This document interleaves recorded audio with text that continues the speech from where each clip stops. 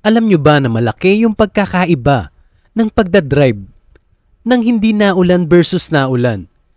Kahit gaano pa kalakas yung ilaw mo ay mababawasan at mababawasan ito pag ginagamit mo na ito habang naulan.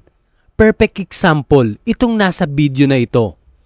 Isang klase lang po ng ilaw yung ginamit natin dyan pero napakalaki ng pagkakaiba nila.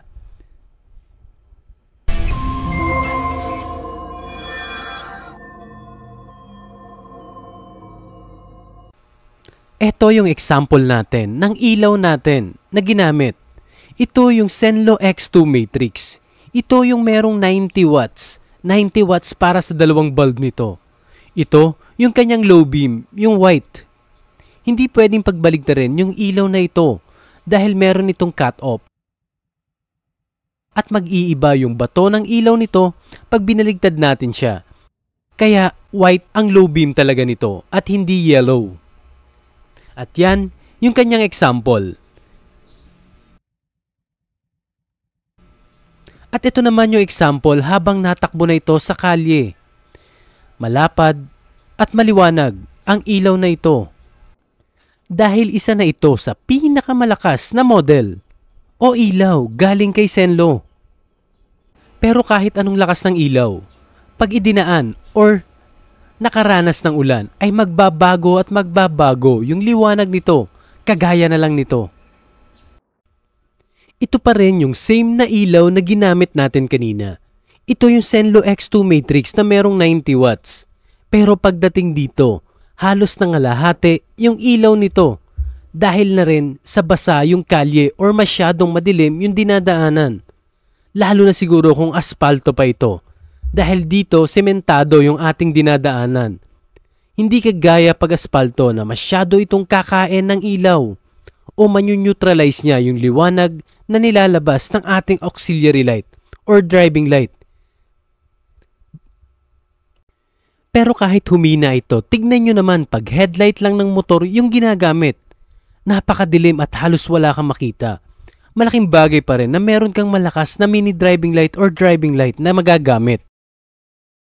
Malaking tulong pa rin ito para sa atin lalo na kung nabiyahe ng gabi at mostly kapag naulan na halos wala ka nang makita sa dinadaanan.